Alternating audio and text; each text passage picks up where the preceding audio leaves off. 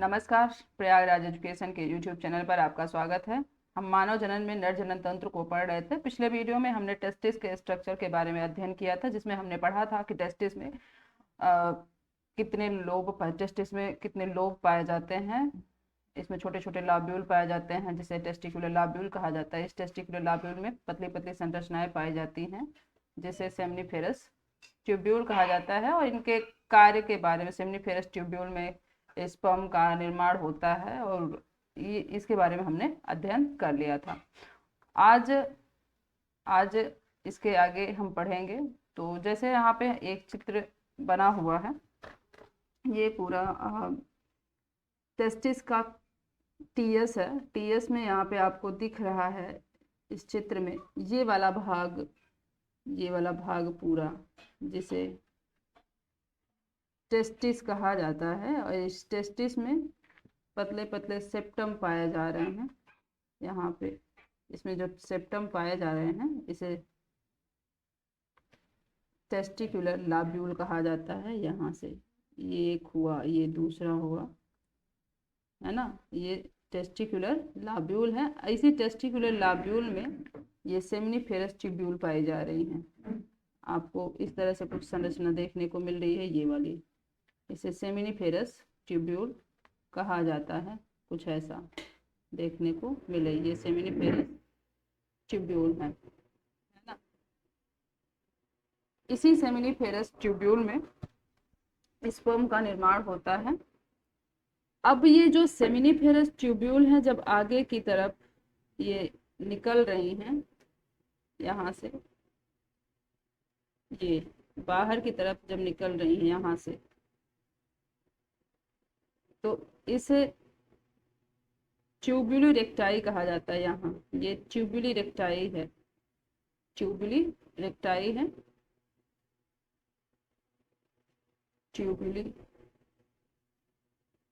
Recti है। अब उसके आगे आपको जाल जैसी संरचना दिख रही होगी, यहाँ पर कुछ इस तरह से ये जाल जैसी संरचना आपको दिख रही होगी। यहाँ पर ये संरचना कुछ इस तरह से है, ऐसे पूरी तरह से जाल लाइक स्ट्रक्चर यहाँ पे। तो ये वाली जो संरचना आपको दिख रही है, इसे रेटेटेस्टिस कहा जाता है। क्या कहा जाता है? ये रेटेटेस्टिस कहा जाता है। अब यही रेटेटेस्टिस जब यहाँ से बाहर की ओर निकलने लगती है, बाहर की ओर निकलने लगती है, तो इसे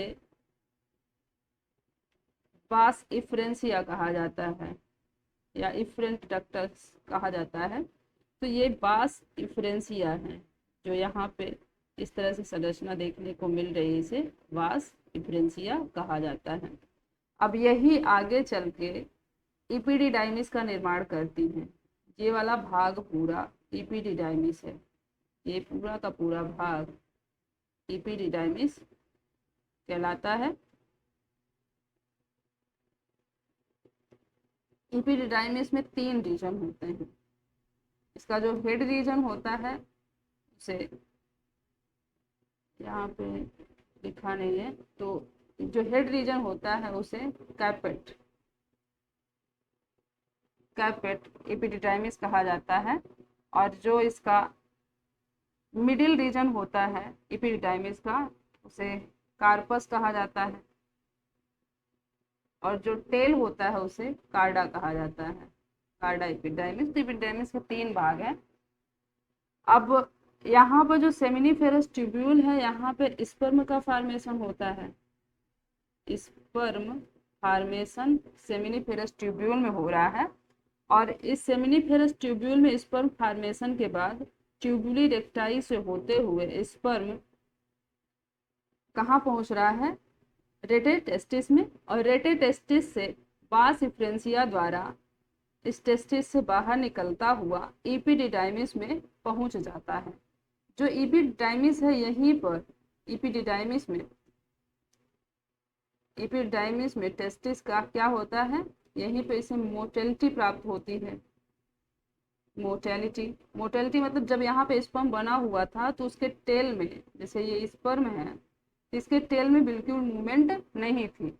जब यह एपिडिडाइमिस में जाता है तो यहीं पर ये मेच्योर होता है, मेच्योर होता है और इसको मोटेलिटी प्राप्त हो जाती है। ठीक है, यहाँ पे लिखा है एपिडाइमिस में 3 रीजन होते हैं। एक हेड रीजन होता है, हेड एपिडाइमिस से कहा जा रहा है। एक टेल एपिडिडाइमिस है, एक बॉडी ऑफ एपिडिडाइमिस। तो हेड वाले को कार्पेट कहा जाता है और मिडिल वाला जो जिसे बॉडी एपिडाइमिस कहा जाता है उसे कार्पस एपिडाइमिस कहा जाता है। जो टेल है उसे कार्डा एपिडाइमिस कहा जाता है। उसके अलावा यहाँ पे इसी एपिडाइमिस की जो टेल वाला भाग होता है यहीं से एक ट्यूब संरचना जुड़ी होती है ऐसी, ये वाली, ये पूरे, जिसे वास डिफरेंस कहा जाता है। तो यहाँ से जब स्पर्म पूरे मेच्योर हो जाते हैं, उसमें मोटेलिटी आ जाती है, तो स्पर्म अब यहाँ से इनका मूवमेंट वास डिफरेंस के द्वारा बाहर की ओर होता है। तो इसको थोड़ा सा अभी हम ड्रॉ कर रहे हैं तो आपको वहाँ पे समझ में आएगा। जैसे मान लेते हैं कि ये किसी भी मेल का, ये किसी भी मेल का, इसको थोड़ा सा नीचे बनाते और छोटा बनाते तो समझ सही रहेगा, नहीं तो ऊपर हमको जगह चाहिए होगी। ये किसी मेल का टेस्टिस है जिसमें 2 लोब पाए जा रहे हैं। अब इस लोब में ये एक टेस्टिस हुआ और ये दूसरा टेस्टिस हुआ। इसमें छोटी छोटी संरचनाएं होती हैं जिसे इसमें सेप्टम पाए जाते हैं और इसमें छोटी छोटी संरचनाएं होती हैं जैसे सेमिन, इसमें टेस्टिकुलर लाब्यूल होते हैं, है ना। ये पूरे टेस्टिकुलर लाब्यूल हैं। इस टेस्टिकुलर लाब्यूल में संरचनाएं होती हैं जिसे सेमिनिफेरस ट्यूब्यूल कहा जाता है। ये सेमिनिफेरस ट्यूब्यूल हैं। प्रत्येक टेस्टिकुलर लाब्यूल में 1 से 3 सेमिनिफेरस ट्यूब्यूल पाई जाती हैं। ये सेमिनिफेरस ट्यूब्यूल जब यहाँ से बाहर निकलती हैं, जब यहाँ से बाहर निकल रही होती हैं तो इसे ट्यूबुली रेक्टाई कहा जाता है। यहाँ से बाहर निकलती हैं तो इसे ट्यूबुली रेक्टाई कहा जाता है और यहीं पे इनका इस तरह से काफ़ी जाल जैसी संरचना इनकी बनी होती है जो पूरे स्पर्म को कलेक्ट कर रही हैं। तो इसे क्या कहा जाता है, एक सेकंड इसका नाम लिख देते हैं। ये है सेमिनिफेरस ट्यूब्यूल, ट्यूब्यूल। और ये वाला जो है, जो हमने यहाँ पे ग्रीन कलर से ये बना रखा है, ये जो इस संरचना से बाहर निकल रही हैं, जो इस संरचना से बाहर निकल रही हैं टेस्टिकुलर लाब्यूल से, इसे ट्यूबुली रेक्टाई कहा जाता है। ट्यूबुली रेक्टाई।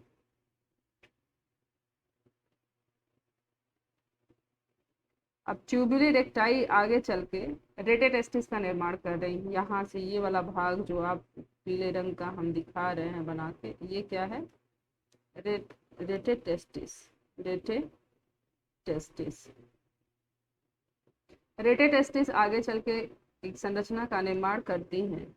यहाँ से बाहर निकल रही होती है जो टेस्टिस से, उसे वास इफरेंस कहते हैं, वास इफरेंस, इफरेंसिया।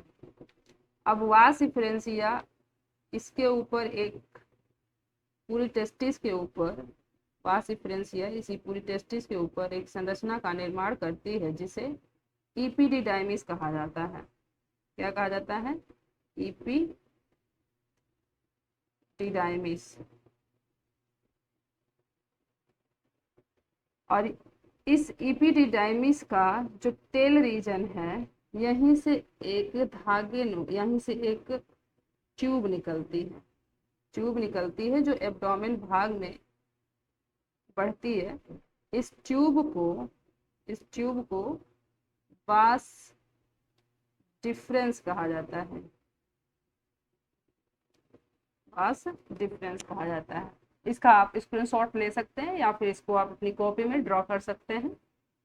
क्योंकि इसकी कुछ चीज़ें भी हम बिठाएंगे रेटेड टेस्टी से। ये रेटेड टेस्टी से, तो ये वाला ऊपर वाला भाग अभी हम खाली कर रहे हैं। अब यहीं से लगी हुई एक जो हम वास्ट डिफरेंस बना रखे हैं, वास्ट डिफरेंस यहाँ से मेच्योर हो चुके एपिडर्मिस में मेच्योर हो चुके स्पर्म को आगे ले चलती है और यहाँ पर पाया जाता है यूरिनरी ब्लैडर, यूरिनरी ब्लैडर, और ये यूरेथ्रा है। और यहाँ से लगी हुई एक डक्ट पाई जाती है जिसे यूरेटर कहा जाता है। अब ये संरचना इस यूरेटर पर लूप बनाती हुई पाई जाती है कुछ इस तरह से। दोनों साइड ऐसा ही होता है।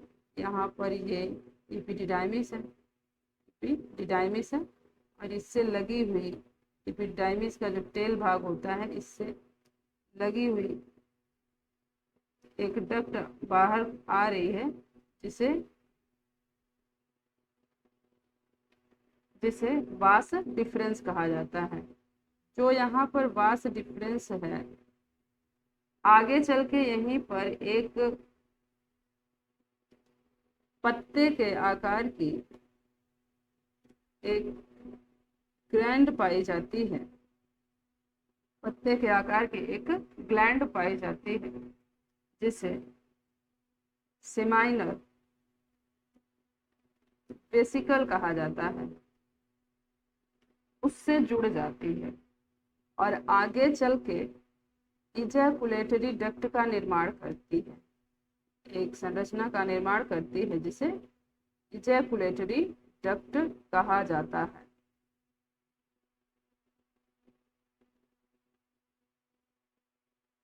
इजैकुलेटरी डक्ट यहाँ से एक डक्ट का निर्माण करती है जिसे इजैकुलेटरी डक्ट कहा जाता है। और यहीं पर इसी से लगी हुई एक संरचना पाई जाती है जिसे एक संरचना पाई जाती है जिसे प्रोस्टेट ग्लैंड कहा जाता है, प्रोस्टेट ग्लैंड कहा जाता है। तो प्रोस्टेट ग्लैंड आपने बचपन में खूब दही बड़ा खाया होगा और अभी भी खाते हैं, तो जो उसका बड़ा होता है बिल्कुल वैसा ही ये संरचना यहाँ पे पाई जाती है, बड़े जैसी, बीच में होल होता है और किनारे किनारे बड़ा होता है। वैसी ही संरचना यहाँ पे देखने को मिलेगी और उसी के अंदर से प्रवेश करती है, उसी के अंदर से प्रवेश करती है इजैकुलेटरी डक्ट, उसी के अंदर से इजैकुलेटरी डक्ट इसके अंदर प्रवेश करती है। इस संरचना को कहा जाता है, ये है प्रोस्टेट ग्लैंड, प्रोस्टेट ग्लैंड। अब प्रोस्टेट ग्लैंड से आगे एक संरचना लगी होती है जिसे छोटी संरचना होती, काफी बिल्कुल छोटी संरचना होती है जिसे बल्बो यूरिथ्रल ग्लैंड कहा जाता है, बल्बो यूरिथ्रल ग्लैंड कहा जाता है। इसे एक और नाम से जाना जाता है, इसे काउपर ग्लैंड भी कहते हैं, काउपर्स ग्लैंड के नाम से भी जाना जाता है। अब ये वाली संरचना आगे चल के यूरेथ्रा यहाँ से बाहर निकलती है, यूरेथ्रा यहाँ से बाहर निकलती है। इसी यूरेथ्रा के ऊपर मांसपेशियां पाई जाती हैं और ये पेनिस का स्ट्रक्चर ले लेती हैं। ये पूरा जो है ये क्या है, यूरेथ्रा है, ये पूरा यूरेथ्रा है। यहाँ से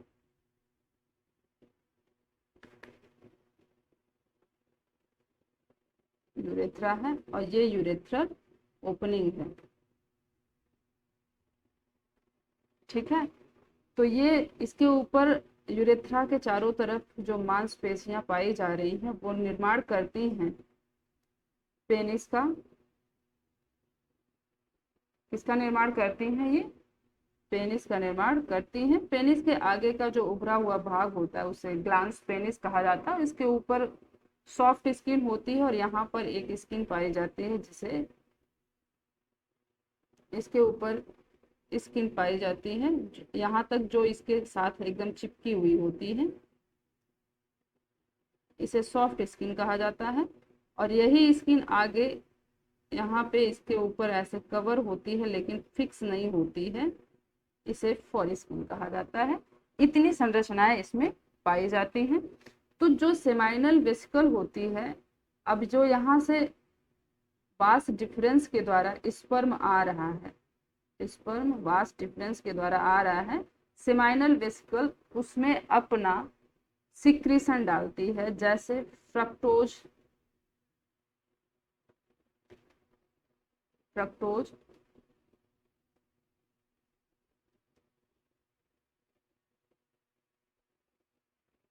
और उसके अलावा inositol, inositol, prostaglandin, prostaglandin, prostaglandin, ये किसके सिक्रेशन है? सेमाइनल वेसिकल के। ये अपना सिक्रेशन कहाँ पर डाल देती है? जो स्पर्म यहाँ पर आ रहा है उसी में डाल दे रही है। ठीक है। अब यहाँ से सेमाइनल वेसिकल ने अपने पूरे जो इसके सिक्रेशन है उसको स्पर्म के साथ मिला के इस इजैकुलेटरी डक्ट के द्वारा, इजैकुलेटरी डक्ट, इजैकुलेटरी डक्ट के द्वारा कहाँ पे? यूरेथ्रा में आके जुड़ जाती है। इजैकुलेटरी डक्ट के द्वारा यूरेथ्रा में आके जुड़ जाती है और कहाँ से जा रही है? प्रोस्टेट ग्लैंड के अंदर से ये प्रवेश करती हुई इजैकुलेटरी डक्ट में जुड़ती है। अब उसके बाद ये प्रोस्टेट ग्लैंड भी, इसको थोड़ा सा मिटाएंगे हम क्योंकि इसमें लिखना है हमें। अब यहाँ पे जो प्रोस्टेट ग्लैंड है, प्रोस्टेट ग्लैंड भी अपना सिक्रीशन इसमें डाल देती है। एक सेकंड, तो पूरा मिट गया। प्रोस्टेट ग्लैंड भी अपना सिक्रीशन इसमें डाल देता है। तो प्रोस्टेट ग्लैंड से, जो यहाँ पे प्रोस्टेट ग्लैंड है,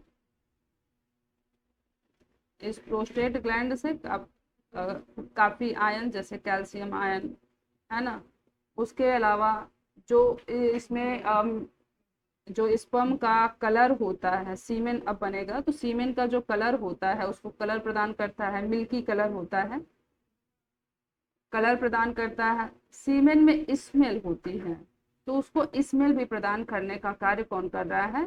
प्रोस्टेट ग्लैंड कर रहा है। जो यहाँ पे बल्बोयूरेथ्रल ग्लैंड पाई जा रही है, तो बल्बोयूरेथ्रल ग्लैंड करती क्या है? म्यूकस का सिक्रेशन करती है, म्यूकस का सिक्रेशन करती है जो ल्यूब्रिकेशन प्रदान करता है।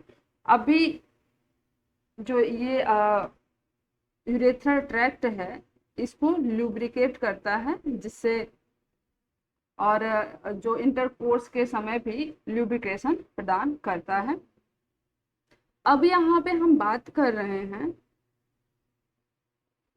इस सेमाइनल वेसिकल से निकलने वाले पदार्थ फ्रक्टोज, इनोसिटोल, प्रोस्टाग्लैंडिन और साथ ही साथ कैल्शियम आयन और उसके अलावा जो भी जितने भी तत्व हैं वो म्यूकस, ये सभी मिल के बनाते हैं सीमेन। इसका निर्माण करते हैं? सीमेन का निर्माण करते हैं। और यही सीमेन इस मेल के बॉडी से इजैकुलेशन की प्रक्रिया के द्वारा बाहर रिलीज कर दिया जाता है। ठीक है। तो अब थोड़ा सा हम एनसीईआरटी रीड कर लेते हैं। एनसीईआरटी में यहाँ पे अभी तक हमने यहाँ तक पढ़ा था। आगे पुष्पलिंग सहायक नलिकाओं के अंतर्गत वृषण जालिकाएं, रेटेटेस्टिस, शुक्रवाहिकाएं, वास इफ्रेंसिया, अधिवृषण, एपिडिडाइमिस, शुक्रवाह, वास डिफरेंस, इतनी संरचनाएं हमने देखी हैं। और उसके अलावा सीआरटी का पेज होते हैं। फिर आगे है वृषण की शुक्र जननलिकाएं वृषण नलिकाओं के माध्यम से शुक्र वाहिकाओं में खुलती हैं। शुक्र वाहिका वृषण से चलकर अधिवृषण में खुलती है, जो प्रत्येक वृषण के पश्च सतह पर स्थित होता है। तो इसकी बात की जा रही है। यहाँ पे हमने दूसरा चित्र लिया, ये वाला भाग ये अधिवृषण होता है और यहीं पे वो खुल रही होती है, जिसे एपिडिडाइमिस कहा जा रहा है, ये वाला भाग। आगे है यह अधिवृषण शुक्रवाहक की ओर बढ़ते हुए उदर की ओर ऊपर की ओर जाता है, जो मूत्राशय की ओर लूप बनाती हुई, ऐसा कुछ ये देखिए यहाँ पे लूप बनाती हुई पाई जा रही है। इसके ऊपर लूप बनाती हुई पाई, मतलब उसके ऊपर जो यूरेटर है उसके ऊपर हैंग कर रही है ये। आगे है और मूत्र मार्ग में स्खलनीय वाहिका इजैकुलेटरी डक्ट के रूप में खुलती है। ये नलिकाएं वृषण से प्राप्त शुक्राणुओं का भंडारण तथा मूत्र मार्ग से इनका बाहर स्थानांतरण करती हैं। अच्छा, आपको बता दें कि मूत्र का जो पीएच होता है, जो यूरिन होता है, उसका पीएच लगभग 6 होता है। 6 होता है, यूरिन का पीएच 6 होता है। और मतलब ये एसिडिक है, लेकिन यहाँ पर जो स्पर्म बन रहा है, स्पर्म कैसे मीडियम में ग्रो करता है? बेसिक मीडियम में ग्रो करता है। तो जो प्रोस्टेट ग्लैंड होती है या फिर जो सेमिनल वेसिकल होती है, वो बेस का भी सिक्रेशन करती है, जिससे स्पर्म वहां पे ग्रो कर सके, जीवित रहे।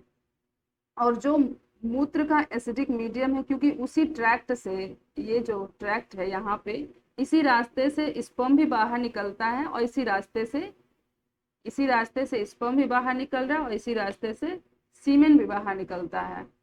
लेकिन अलग अलग टाइम पे, ऐसा नहीं है कि एक ही टाइम पे दोनों बाहर निकलेंगे, अलग अलग टाइम पे निकल रहा है।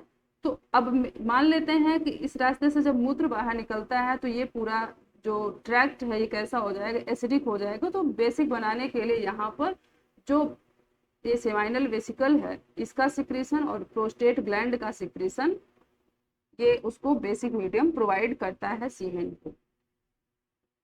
आगे एनसीईआरटी देखते हैं। मूत्र मार्ग मूत्राशय से निकलकर पुरुष के शिश्न के माध्यम से गुजरता हुआ बाहर की ओर एक छिद्र के रूप में खुलता है, जिसे मूत्राशय मुख या यूरिथ्रल मीटस कहते हैं। ये वाला भाग यहाँ पे जो जहाँ पे ये ओपन हो रहा है, इसे यूरेथ्रल मीटस कहा जाता है। आगे शिश्न पुरुष की बाहरी जननेंद्रिय है। यह विशेष प्रकार के ऊतकों का बना होता है, जिसे शिश्न उद्घर्षण या उत्थान में सहायता प्रदान कर वीर्य सेचन को सुगम बनाता है। अभी जो मेल का जो शिश्न होता है या पेनिस होता है, वो मांसपेशियों का बना होता है, जो इंसेमिनेशन की प्रक्रिया में इसे इरेक्ट करने के काम आता है। जब यहाँ पे इरेक्शन की प्रक्रिया होगी, इसमें पेनिस में जब इरेक्शन की प्रक्रिया होगी, तभी इजैकुलेशन की प्रक्रिया ठीक प्रकार से हो पाएगी। एक सेकंड, आगे है जी, आगे है शिश्न का अंतिम वर्धित भाग शिश्न मुंड या ग्लांस पेनिस कहलाता है। इस रीजन की बात किया जा रहा है। ये वाला भाग जो है, इसे ग्लांस पेनिस कहा जाता है। ये ग्लांस पेनिस होता है, जो एक ढीली त्वचा से ढका होता है, जिसे अग्र छद या फोर स्किन कहते हैं। इसके ऊपर हमने बताया था कि इसके ऊपर जो कवरिंग, जो इसकी स्किन होती है, कैसी होती है, इसको मूव किया जा सकता है एक जगह से दूसरी जगह। अच्छा, आपको यहाँ ये भी बताते चले कि कुछ संप्रदाय में, कुछ धर्म के लोग यहाँ पे पाई जाने वाली जो ग्लांस स्किन है, सॉरी ये फोर स्किन है, इस फोर स्किन को काट के बाहर कर देते हैं, जिसे खतना कहा जाता है या सरकमसीजन कहा जाता है। तो फोर स्किन को काट के बाहर करने की प्रक्रिया सरकमसीजन या खतना कहलाती है। यहाँ से इसको काट के, ये वाला भाग इसको काट के, जो इसकी स्किन है यहाँ पे दिख रही है आपको ग्लांस पेनिस के ऊपर, उसको काट के बाहर कर दिया जाता है। आगे है कि पुरुष में सहायक ग्रंथियों के अंतर्गत एक जोड़ा शुक्राशय, एक प्रोस्टेट ग्लैंड, एक जोड़ा बल्बोयूरेथ्रल ग्लैंड शामिल है। इन ग्रंथियों का स्राव शुक्रीय सेमिनल प्लाज्मा का निर्माण करता है, जो फ्रक्टोज, फल, कैल्शियम तथा कुछ प्रकीर्णव एंजाइम से भरा होता है। बल्बोयूरेथ्रल ग्लैंड का स्राव मैथुन के दौरान शिश्न में स्नेहक प्रदान करता है। आपको ये बता दे, थोड़ा सा यहाँ पे कुछ चीजें छूट गई हैं, इसको क्लियर कर देते हैं। बात करते हैं यहाँ पे जो नर जनन तंत्र होता है, नर जनन तंत्र में अगर हम इसको तीन पार्ट में बांट दें, एक प्राइमरी सेक्स ऑर्गन, दूसरा एक्सेसरी डक्ट और तीसरा एक्सेसरी ग्लैंड।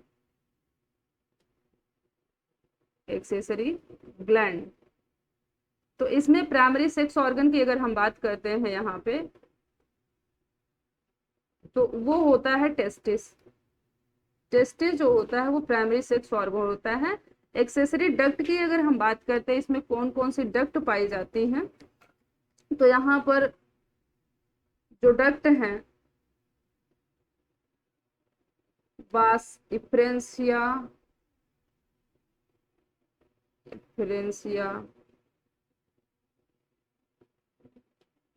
वास डिफरेंस,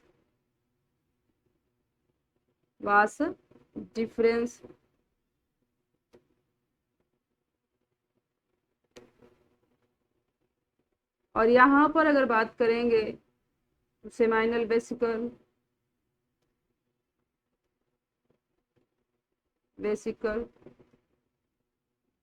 और उसके अलावा ग्लैंड में होता है प्रोस्टेट ग्लैंड,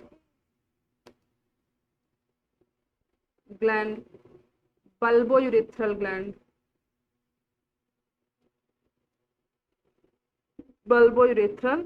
ग्लैंड, और यहाँ पर एपिडिडाइमिस।